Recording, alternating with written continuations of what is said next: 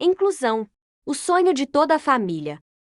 Mas será que na prática ocorre assim? No Censo Escolar 2023 divulgado pelo MC, o Ministério da Educação revelou um aumento de 41,6% em 5 anos nas matrículas na educação especial básica, principalmente nas classes poucas. Porém, o acesso ao AI, atendimento especial educacional, permaneceu praticamente estável com aumento real de 2%. No capítulo 4, Direito à Educação do Estatuto da Pessoa com Deficiência, encontra-se um parágrafo único: é dever do Estado, da família, da comunidade escolar e da sociedade assegurar educação de qualidade à pessoa com deficiência, colocando-a a salvo de toda forma de violência, negligência e discriminação. Mas lei não forma profissionais. Um cirurgião, por exemplo, tem que amar sua profissão, pois, nas mãos dele, está uma vida. Assim é com a pessoa com deficiência, chama-se criança especial, porque tem que ter muito amor. Neste ambiente escolar, devemos analisar 3 lados: os pais, a escola e o deficiente. Os pais precisam de atenção e amparo psicológico. A luta dessas mães para atendimento educacional e terapêutico para seus filhos não é fácil. Muitas vezes a falta de vagas nas escolas frustra essas mães, que assim como as mães que sonham para filhos que não têm deficiências, uma vida de sucesso e realizações. Essas mães também sonham em ver, pelo menos, os filhos autônomos, sem ajuda de terceiros. Existe um PL 20 de 3.022-20 tramitando na Câmara que estabelece a criação de uma contribuição ao cuidador para a pessoa idosa e ou com deficiência que necessite de terceiros para a realização de atividades de vida diária e de outras providências. Um ótimo projeto de lei, mas dar oportunidades para outras mães reivindicar esse benefício.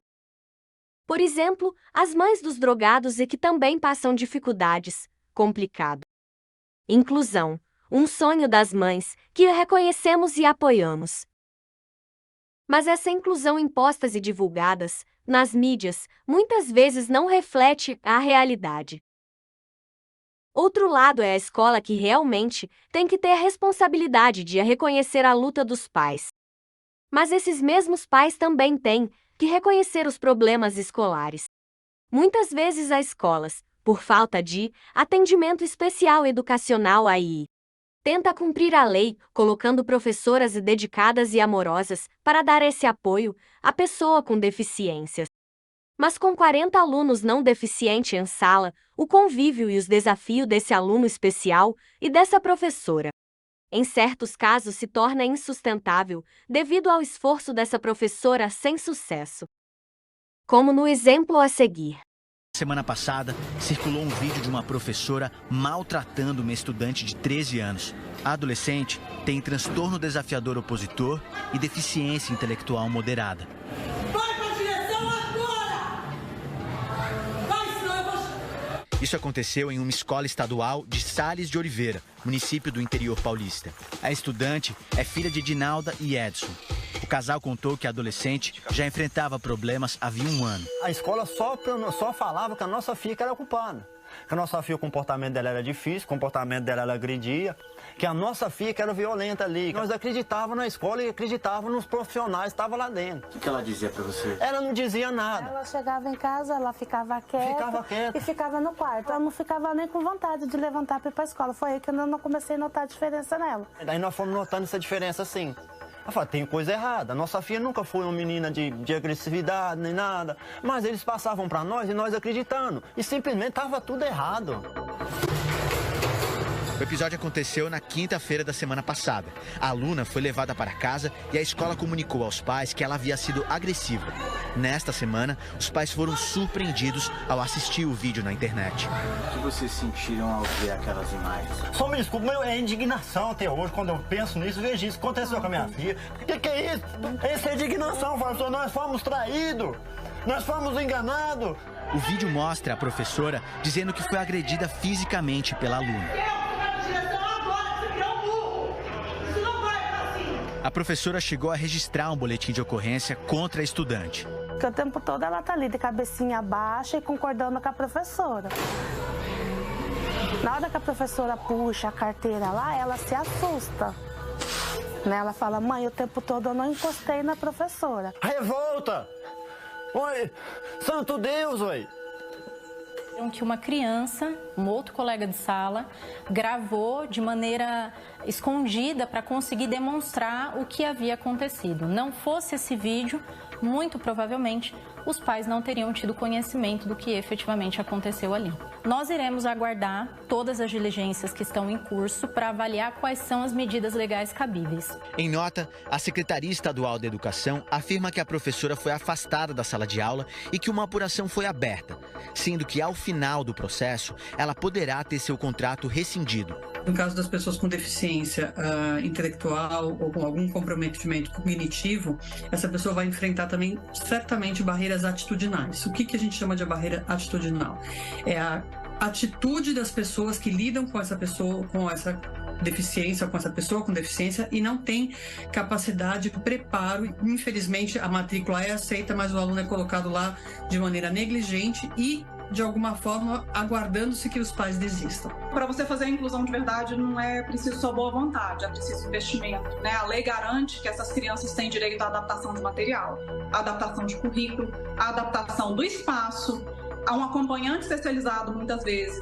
A deputada Andréa Werner preside a Comissão de Defesa dos Direitos das Pessoas com Deficiência da Assembleia Legislativa de São Paulo. Só neste ano, ela recebeu 197 denúncias de violações nas escolas. As pessoas não querem dar aqueles recursos que são importantes, de fato, para que essas crianças não sejam só matriculadas, mas estejam, de fato, incluídas nas escolas. É olhar para aquela criança e pensar que aquele ali não é o lugar daquela criança. É olhar para a criança com deficiência e presumir incapacidade, presumir que ela é incapaz pelo simples fato dela ter uma deficiência. Toda criança é capaz de aprender, todo cérebro aprende. Né? Isso já é mais do que fundamentado na ciência e na pedagogia. Então a gente não tem nenhum motivo para deixar uma criança para trás. O problema ele é bem complexo, ele tem várias camadas. Né? O professor ele está no final dessa fila. Ele não tem um suporte especializado, mas é ele que lida com a criança dentro da sala de aula. Edinalva e Edson ainda não sabem onde a filha vai estudar. Ela já está uma semana fora da escola. Ela fala que não quer estudar mais. Não quer mais estudar mais. Que eu perdi o chão, porque a gente é mãe, né? A gente quer proteger o filho. E quando a gente põe o... Analisando essa reportagem, vimos que a criança apresenta um transtorno desafiador opositor. Mas o que é transtorno desafiador ou opositor? Que só dizem não, falam não para tudo que você tenta oferecer, mostrar, ensinar. Uma criança nossa que antes não falava, não interagia, não brincava e que agora fala, mas tá com um comportamento desafiador. Tudo que a terapeuta propõe, você quer jogar o jogo do pirata ou o jogo do quebra-cabeça? Ah, eu quero do dinossauro. Tá bem, então vamos jogar do dinossauro. Não, não gosto do jogo do dinossauro. Não, não quero brincar com isso. Ah, eu quero fazer futebol. Tá bom, então vamos lá jogar futebol. Não, eu não quero jogar assim, não com essa bola. E tudo é não, nada é legal. A criança tá sempre ranzinza, tá sempre querendo controlar a situação. Muitas vezes, nós pensamos que crianças que têm esses comportamentos têm o famoso transtorno opositivo desafiador.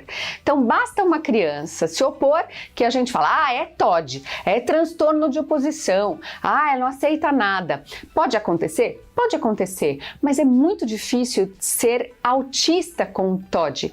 Por quê? Para ser TOD, para ter o transtorno de oposição, o reforçador, o que essa criança busca é se opor ao outro para ver a reação que ele causa no outro.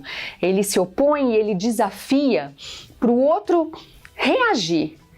É importante para ele ver essa reação, ver esse desafio que ele causou no outro. Muitas vezes, ver o outro sair do sério.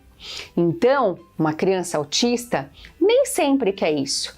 poucas vezes, inclusive, por ter dificuldade de teoria da mente, poucas vezes isso é possível, porque para ter o transtorno de oposição desafiador, a gente precisa entender o que se passa na cabeça do outro e o que o nosso comportamento gera no outro também. Na maioria das vezes, esse comportamento de oposição é para conseguir fazer as coisas dentro de um script mental, dentro do que eles querem. Então, não é para prejudicar a outra pessoa, mas sim para conseguir fazer tudo de um jeito previsível, de um jeito que é rotineiro, de um jeito que é controlável. O controle é muito sério, essa questão de controle é muito séria para um autista.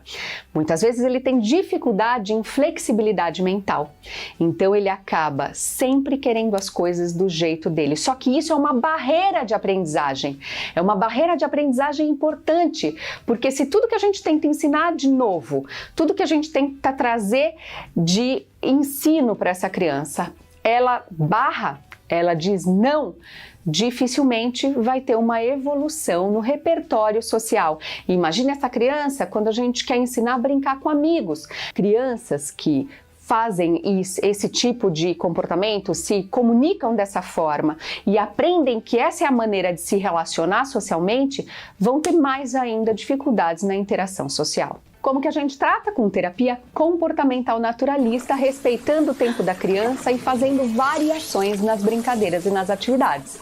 Vimos que, sem um acompanhamento de uma AEI, atendimento especial e educacional, esse aluno não tem aprendizado adequado. O vídeo mostra claramente uma professora sem o devido preparo. A revolta dos pais é compreensível, mas será que os avisos da escola não eram alerta para eles também? O que adolescente já enfrentava problemas havia um ano. A escola só falava que a nossa filha era culpada. Que a nossa filha, o comportamento dela era difícil, o comportamento dela ela agredia. Há mais de um ano, a escola alertava esses pais. Se essa criança já era diagnosticada TUD, transtorno desafiador opositor, onde essa criança desafia até ver o outro sair do sério. Então essa professora, que não teve controle da situação, mas essa aluna especial não é tão vítima. Na reportagem, a professora em questão, o repórter não apresentou outras atitudes desaprovadoras dessa professora, que certamente perderá o emprego. A Secretaria Estadual da Educação afirma que a professora foi afastada da sala de aula e que uma apuração foi aberta, sendo que ao final do processo, ela poderá ter seu contrato rescindido. Provavelmente a escola perderá uma boa professora por causa da lei, que obriga a escola a matricular alunos sem atendimento especial educacional, que não acompanhou o crescimento dessas matrículas. Devemos ter sempre em mente, leis não formam profissionais. Chegamos ao lado do deficiente, que também não é fácil. A primeira barreira da pessoa com deficiência é com ela mesma. Vêm os porquês, os nãos. As outras crianças se tornam uma interrogação. Eles brincam, se divertem. Porque eu não. E para eles também somos diferentes. Onde? Olá, como se chama? Meu nome é Maria. Bem-vinda à escola. Não sabe andar? E nem falar? Não sabe fazer nada?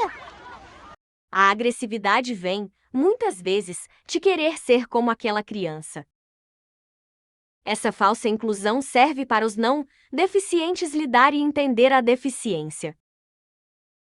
Mas para essa pessoa com deficiência, a aprendizagem se torna mais cansativa, pesada e estressante.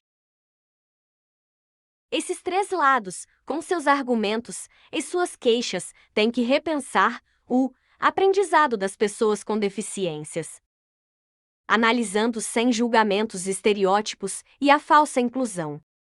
Decreto N 10.502 é um retrocesso para a educação inclusiva no Brasil. Em nota oficial, a Rede Brasileira de Inclusão da Pessoa com Deficiência REDEM, composta de 20 entidades, repudia o Decreto N 10.502/2000 com a argumentação de que crianças, adolescentes e jovens têm o direito de viver em sociedade em equiparação de condições e oportunidades. É missão da escola incluir e formar cidadãos que compreendem as diferenças e respeitem a singularidade humana. A nova política regride para um paradigma antigo e já ultrapassado de segregação de estudantes em classes e escolas especiais, sendo flagrantemente inconstitucional. A inclusão é o único caminho para uma educação de qualidade, capaz de garantir a equidade nas condições de aprendizagem e de fazer cessar a discriminação em relação a estudantes com deficiência. Essa nota oficial vem oposto ao que vimos no vídeo. As crianças, adolescentes e jovens têm sim este direito de viver em sociedade, mas as necessidades e objetividades são diferentes. Escola é lugar de aprendizagem acadêmica, e essa missão que a nota oficial defende considera cidadãos não deficientes a respeitar as diferenças. A pessoa com deficiência precisa aprender a lidar com as limitações. E numa sala de 40 alunos e sem AI, atendimento especial educacional, esse estudante com deficiência encontrará mais dificuldades que em uma escola especial que comporta menos alunos em sala, que foca no rendimento desses estudantes.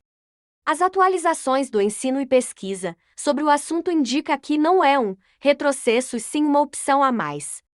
A demonização dessas escolas especiais, que de modo geral segue diretrizes e muito próximo ao ensino geral, mas foca na busca de atendimentos personalizados, trabalhando as diferenças de cada indivíduo, suas necessidades e recursos essenciais para oferecer um processo de ensino-aprendizagem efetiva para todos. Dificulta a discussão e a possibilidade de uma alternativa.